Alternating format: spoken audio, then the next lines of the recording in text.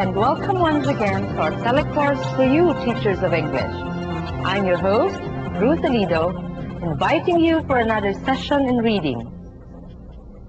The past episodes were explicit in presenting instructional practices for specific reading skills.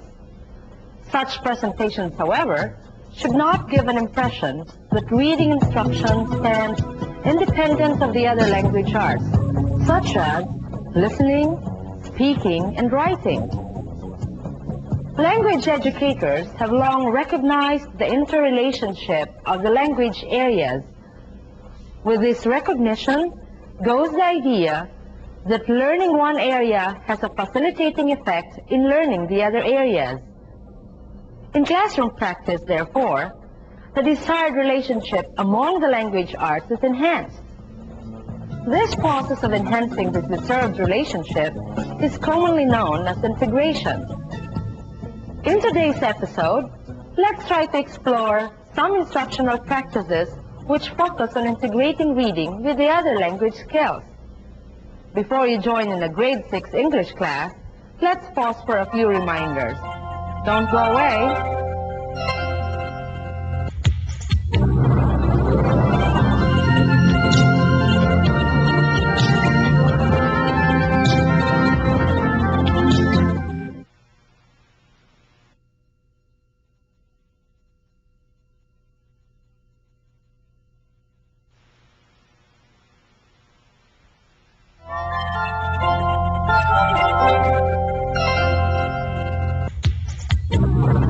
Welcome back.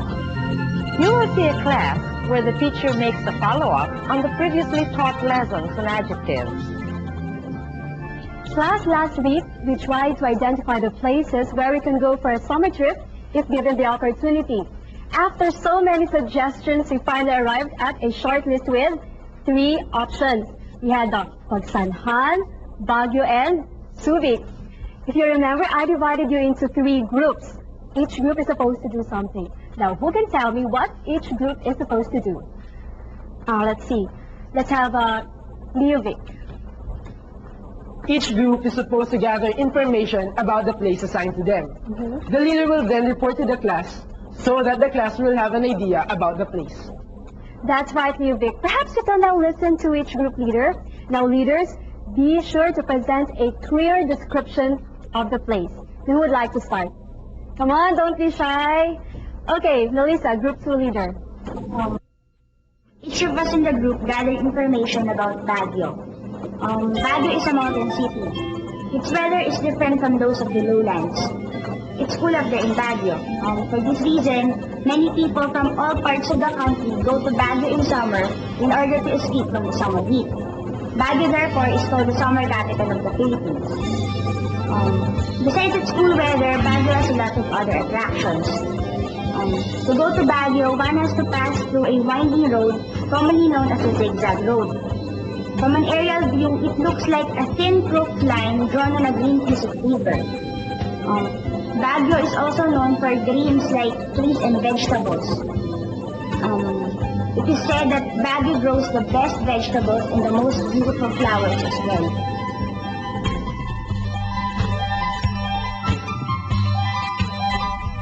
Class, I'd like to congratulate all the leaders for making such a good presentation. In fact, it's very commendable that the leaders use appropriate words to describe the places. Now, who among you can recall some of the adjectives the leaders mentioned in the report? Let's see. Yes, Roma? I remember cool weather, winding road, and zigzag road. Thank you, Roma. Now, would like to say something? Yes, Ryan. I remember the leader saying best vegetables, beautiful flowers, and green light trees. Thank you, Ryan. Class, you really have good memories, don't you? Well, at this point, we're going to move on to our reading lesson. Well, the selection deals on a topic very relevant to everyone, especially for those living in crowded urban areas. Now, who would like to make a guess? Okay, Robert. Is it about El Niño phenomenon? Well, Robert, El Niño is also very relevant, but somehow it's not the topic. It's more something that affects people living in crowded areas. Would you like to make another guess? I guess it's about pollution. Thank you, Robert. That was good. You must have noticed how the teacher compartmentalized the lesson. Did she show a link between the lesson on adjectives and the reading lesson? Obviously, she didn't. She did not do integration of skills. May I invite you to join me and observe another English class? Let's see what Teacher Roseo is doing. Class, I told you to gather information about Baguio, Pagsanhan, and Subic. Let us share information today. Perhaps after the sharing, we shall all be in a better position to choose the place for our summer trip, that is for gimmick time. But for now, I'd like you to give the best description for each place. Are you ready? Yes, sir. Okay, so let us start with Baguio. So what are the information you got about Baguio? Tasia, show of hands. Ljovic. Well, sir, Baguio, it's a cool place. It's a cool place for Ljovic. How about Yes, Ethel? Sir, it also has interesting tourist spots. So give me some more ideas that you gathered about Baguio. You said it's cold, or it's a cool place. What else? Bernheim Park. We have.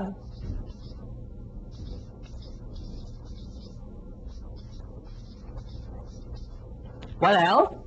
Ethnic groups. Ethnic.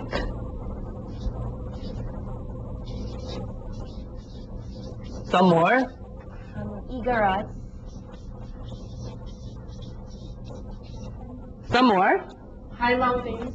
We have high mountains in Baguio. Next. Have you been there? Not yet. Okay. What else? Wood carving.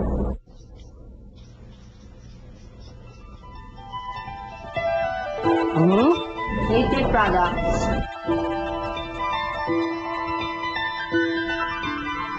What did Teacher Roseo do? Apparently, he did the following. The teacher listed down ideas at random as the students gave them. Then he guided the students to organize the ideas through a visual device or idea map. He believes that if ideas are organized, it will be easier for students to store them in memory and later to retrieve or recall them. Before we move on to the rest of the lesson, let's pause first for a few reminders. Stay tuned.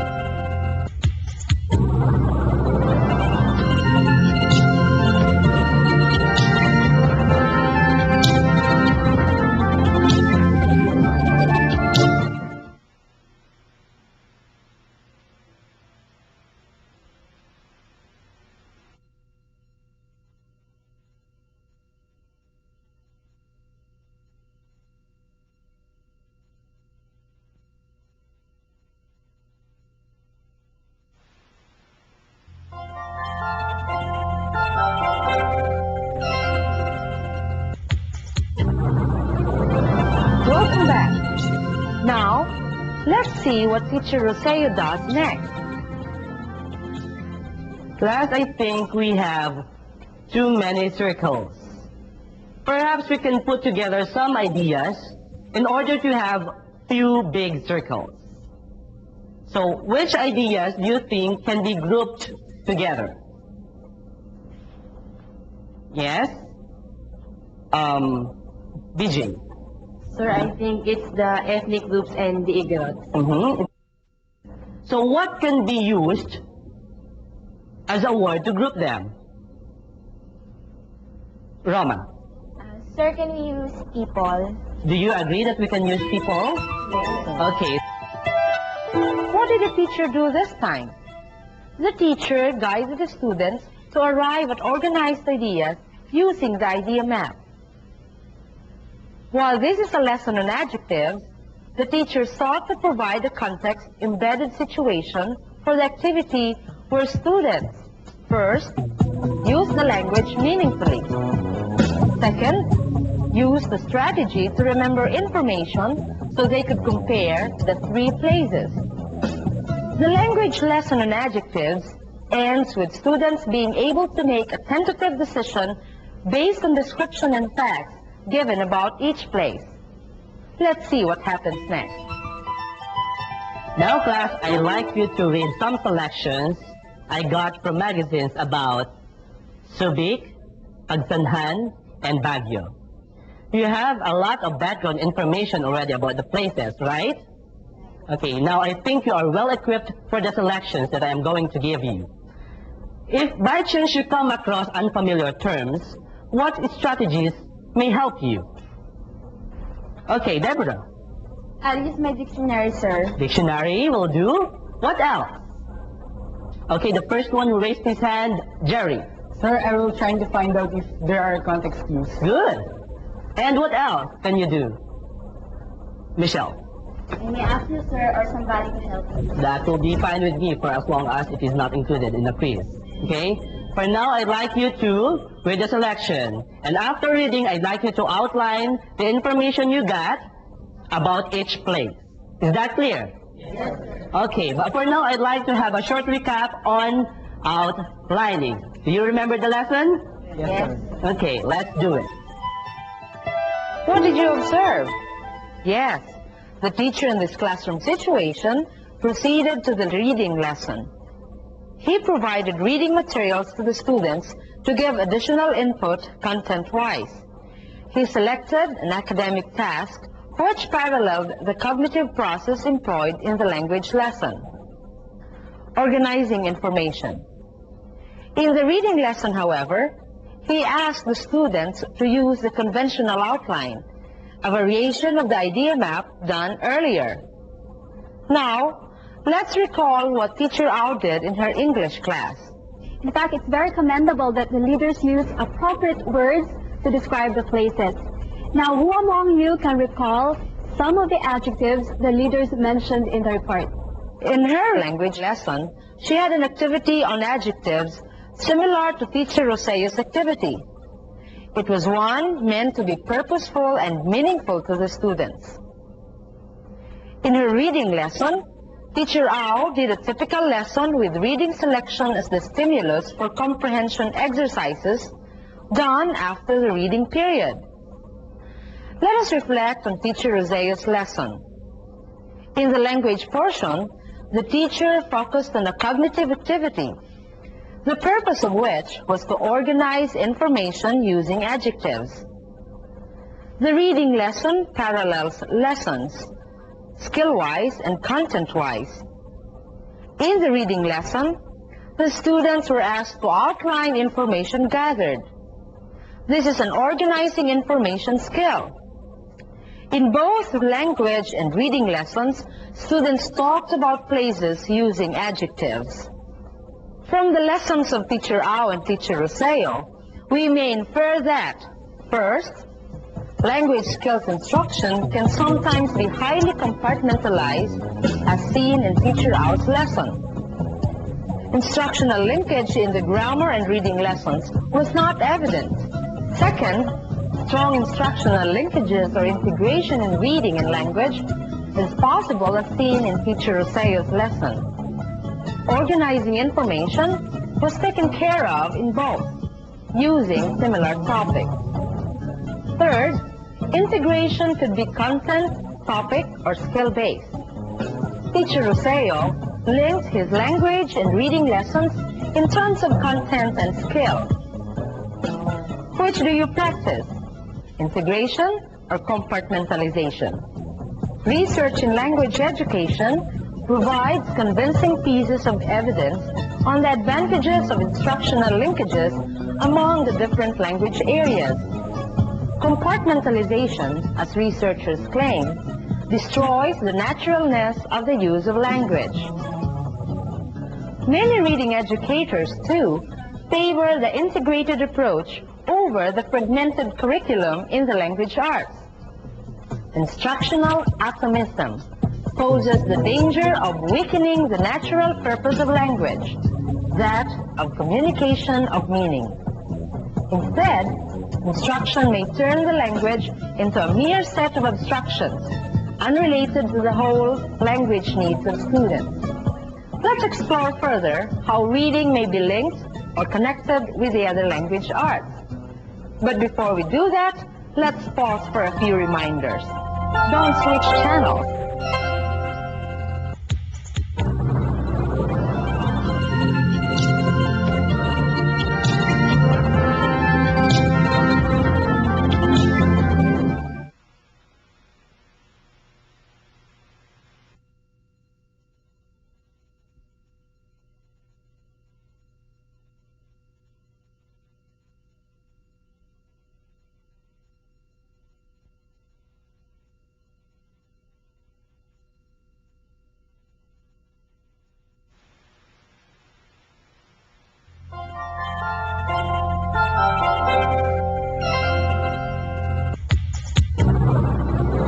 Welcome once again.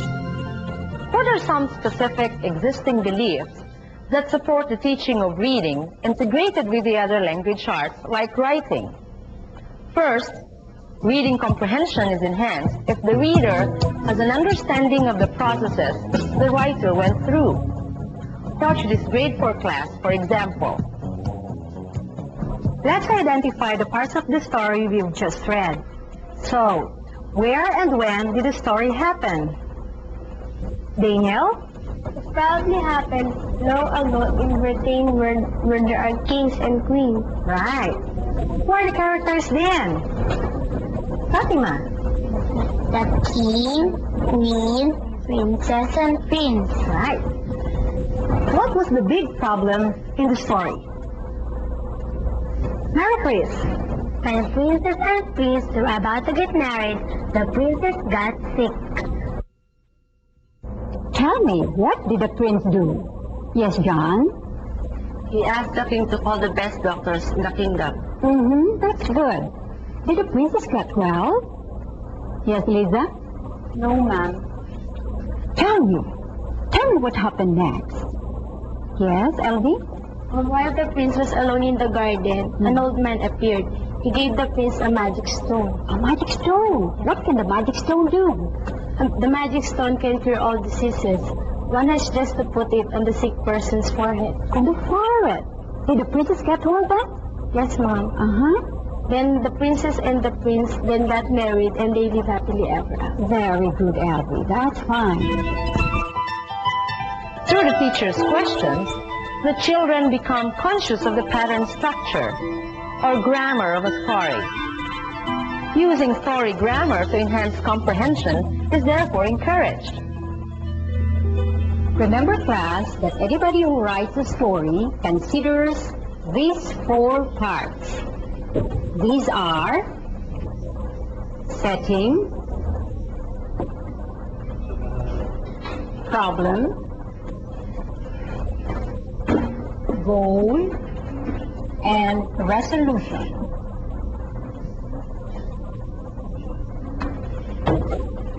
Let's find out if you can identify the different parts in the story that you have just read. Remember that setting includes the place where the story happened and the characters. Let's find out if you can tell the setting of the story. Yes? The place is a kingdom long ago. Okay, anybody else who can add to that? Yes? The characters are the prince, the princess, and the old man. Remember that if we talk about the setting, we have the place where the story happened and the characters in the story.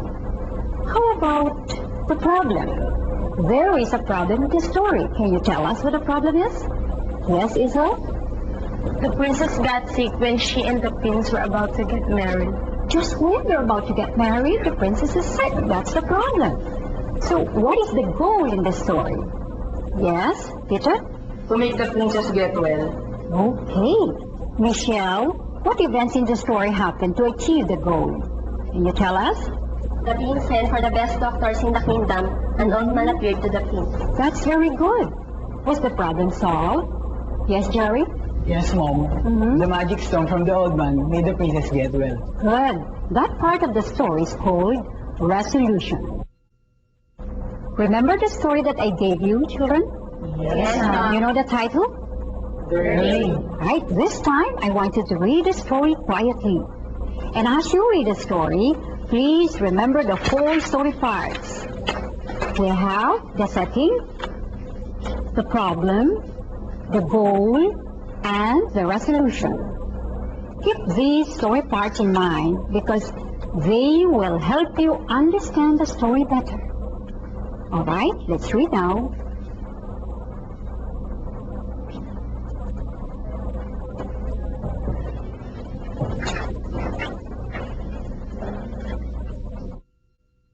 Would like to read the story aloud? Anybody? Would you like to try? Yes, Melissa. Melissa, as you read, you try to remember the story parts, the setting, the problem, the goal, and the resolution. I want you to think aloud to make known that you have identified the different parts. Can you do that? Okay. You'd better not lose this ring, Pam, Pam's sister advised, as Pam slid the shining ring onto her middle finger. These are the characters, Pam and her sister. It's my favorite ring and I'm letting you wear it only because of the dance. Pam looked at the golden ring glittering in the sun. The tiny red stone shone like a light and sent an oblong red shadow across Pam's hands. Tonight was the dance and now everything was perfect. Her dress, her shoes, and the ring. Putting the finishing touches on her dress, Pam heard her father's voice. Oh, this is another character in the story. Let's go, Pam, he called. It's time to go to the dance. Pam ran excitedly down the stairs, glancing at her image reflected in the hall mirror. So, they're at home. All was in place, everything except the ring. Pam stared at her empty finger in disbelief. Where had it gone? This must be the problem. The ring got lost. Quickly, Pam raced back upstairs. In a panic, she looked everywhere she had been since she placed the precious ring on her finger. She tore through the dresser drawers, through her closet, back through the hallway. Her eyes scanned every inch of the floor. There was no ring. This is the goal, ma'am, to find the ring. Okay, good. Daddy, Pam yelled downstairs. Wait a minute more, I'm coming. Pam ran into the bathroom. She had just washed her hands. Perhaps the ring had slipped off her finger and had fallen into the sink. Pam stared down into the empty bowl. The ring was gone. Slowly, she raised her eyes to her face, now streaked in tears. I'll tell Daddy I can't go to the dance until I find the ring, she said to herself. Sadly, Pam raised her hands to wipe her eyes, and there on her fingers twinkled the golden ring. So this is the resolution, ma'am. It had been there all the time, on her other hand. Next time, Pam said as she smiled at her reflection, I'll stop and think before I look so hard for something that isn't lost. Oh, I think I was able to see all the parts of the story. That was very good, Melissa. You see, Melissa was able to identify the parts of the story when she did the think aloud. Maybe the class can recall these parts. Let's try. Okay? Give me the setting. Roma? The story happened at Pam's house. Okay, let me write it on the board.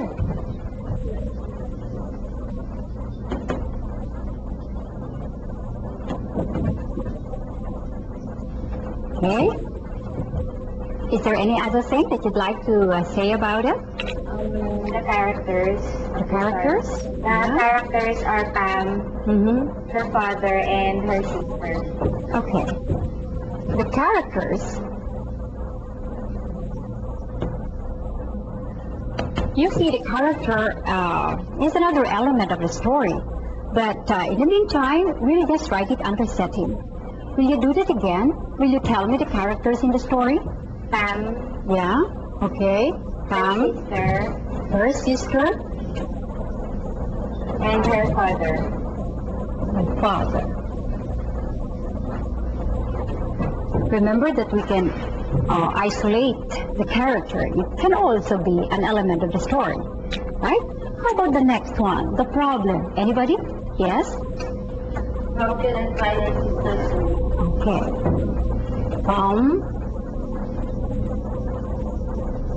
Cannot find her sister's ring. Okay. Now, if there is a problem, there must be a goal to solve the problem. Anybody who can tell me the goal? You again? Okay, let's hear you. Thomas finally. All right, let me write it in the board.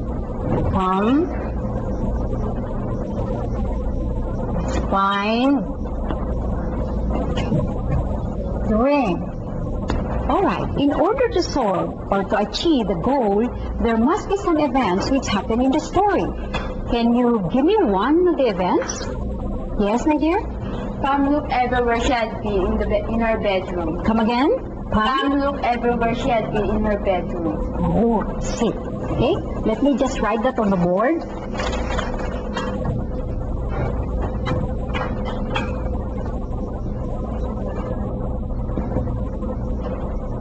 Pam looked everywhere, or looks everywhere in her bedroom. Any other event? Yes? Pam looks in the bathroom. Okay. Let me write it. Pam looks in the bathroom. Okay.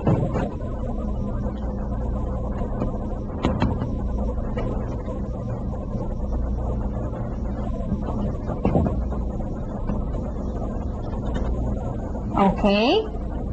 Is there any other event? Yes? Pam looks at her hands. Okay. That is event 3.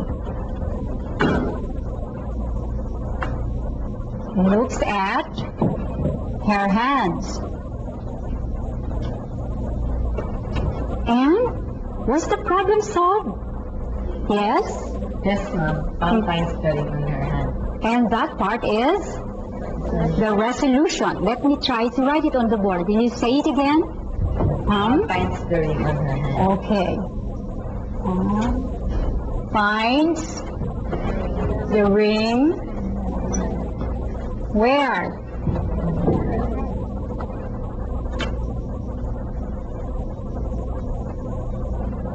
All right.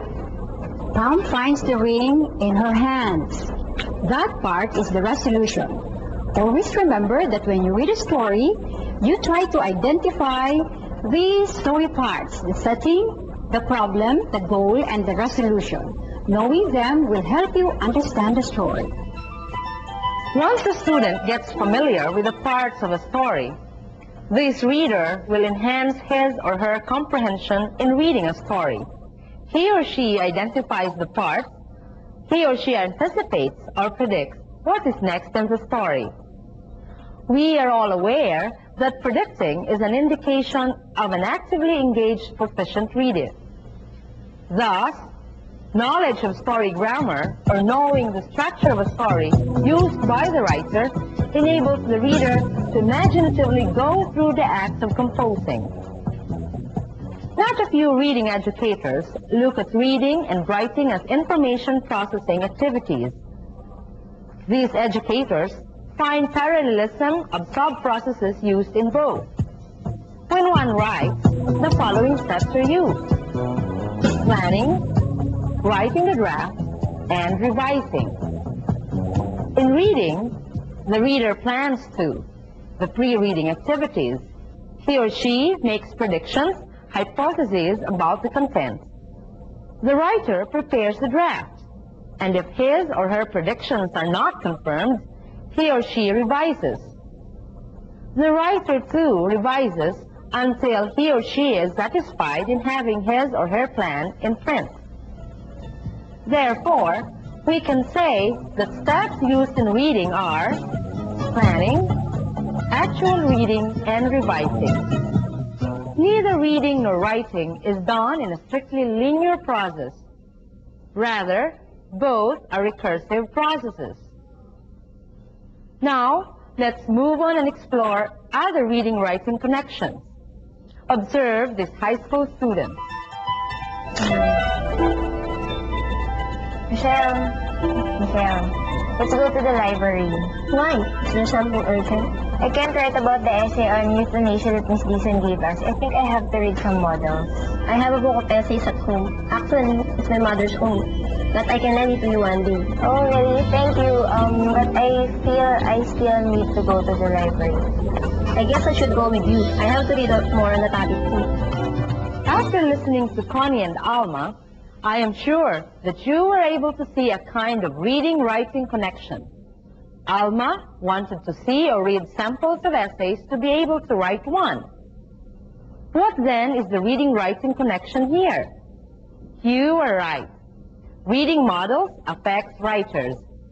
In Alma's case, reading a sample or model essay will help her write essay. I think you provide this experience to your students, don't you?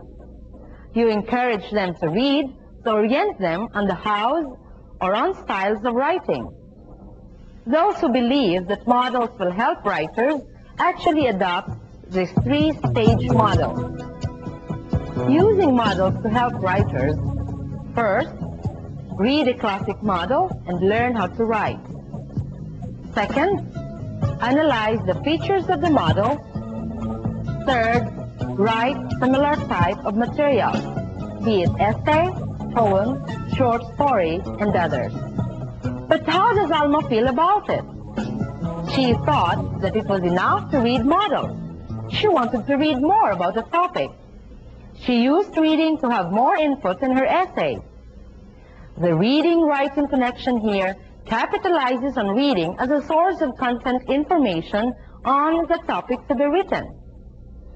What then is another existing belief that supports a reading instructional linkage with the other language skills? Reading existing models affect writers. Reading helps provide ideas to write about. How does reading relate to writing can also be seen in this activity of high school students across the curriculum. Watch this. Class, I wanted to read a chapter on monocots and dicots, but this time, take down notes using a chart. Okay, class, for your assignment, you have to read the chapter on the coming of the Spaniards to the Philippines. And after doing so, you have to list some of the activities that the Spaniards did and comment on their effect on the lives of Filipinos. Be able to get that? You've just heard two teachers in the content areas, such as science and history, asking their students to read references and write information they will get from the text. Writing here is used as a means to enhance learning. What was learning in the text read is produced in writing. In the social studies context, the students are even made to further think on paper, elaborate on what they read, or extend their thinking about content area concepts. It is widely claimed that when students write, they think more, reflect more, are able to identify informational gaps. In so doing, he or she finds an opportunity to better crystallize his or her thoughts. This must probably be what Bacon meant when he said that writing maketh an exact man.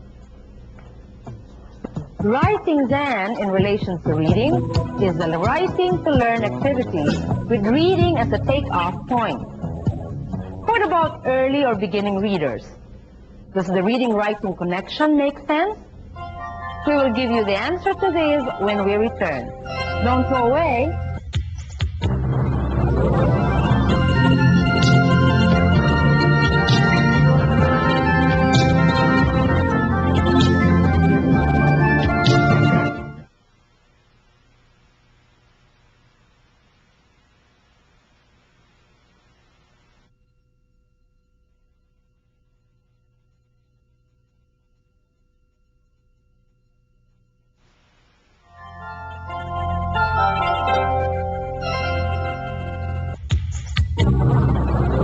Welcome back.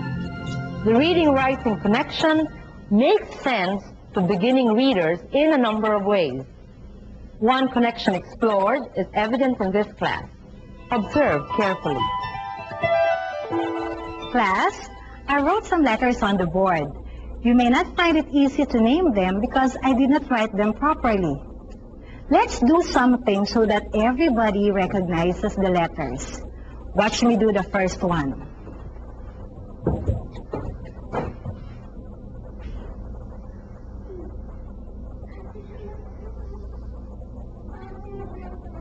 What letter is this? A. Yes, it's letter A. Now who will do the next? Oh, Kyle? Yes, sir.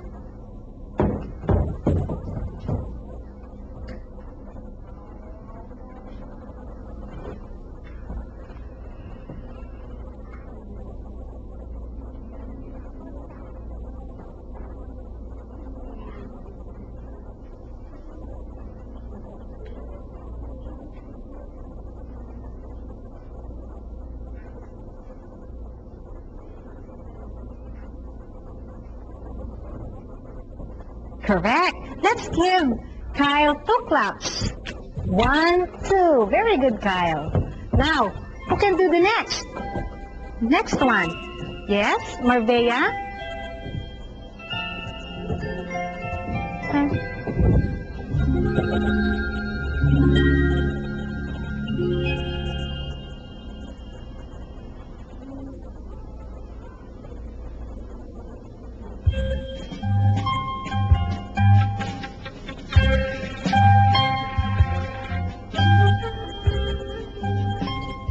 She's very careful.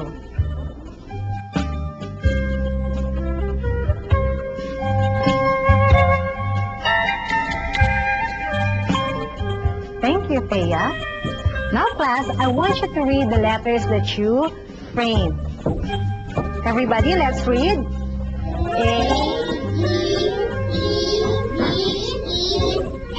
Very good. Now, I want you to copy the letters. You may start copying now.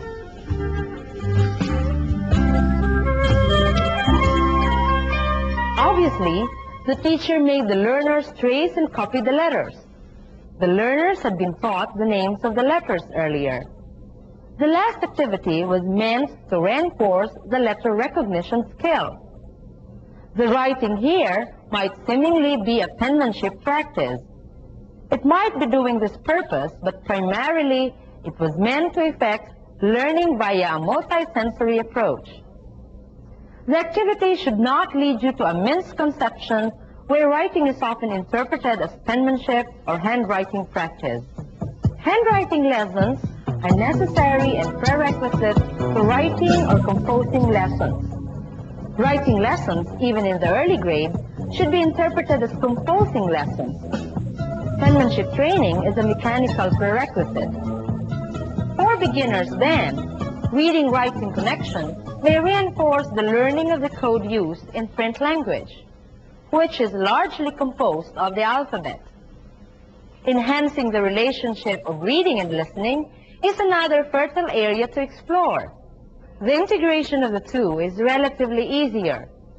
Skills in listening parallel those in reading. The difference lies in the medium used. In listening, oral signals of meaning are interpreted. In reading, the same signals of meaning are used, but these signals are given in written form. Cognitive processes involved are similar in both listening and reading. One listens for a main idea. One reads for a main idea too. One may ask to summarize a written essay. Indeed, the similarity of skills is obvious. What does this mean to the classroom teacher? Which of the two skills is he or she going to introduce? It's not a matter of choice.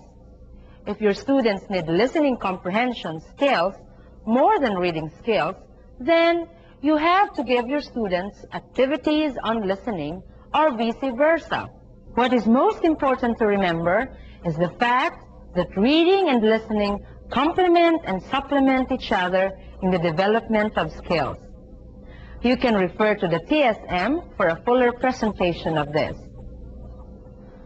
We've run through sample activities to illustrate integration, in particular, reading with the other language skills.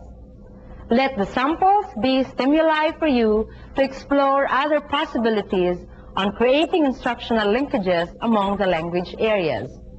I am sure your experience and professional readings will provide a strong backup to enrich, elaborate, modify whatever you saw today for maximum results in your own specific localities. When we return, we shall make a recap of today's lesson. Stay with us.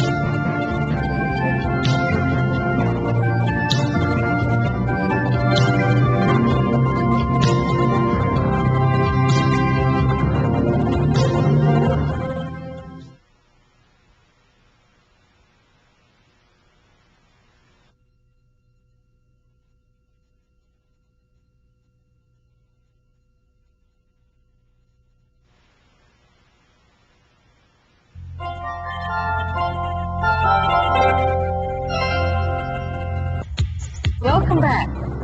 Let us now recapitulate the points in today's episode. We said that, first, the interrelationship of the language art is acknowledged by many language educators.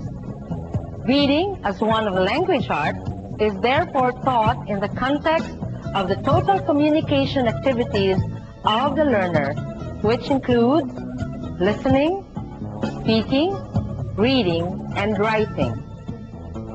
Second, integration is a common term used to enhance the desired relationship of the language arts in order to achieve maximum results.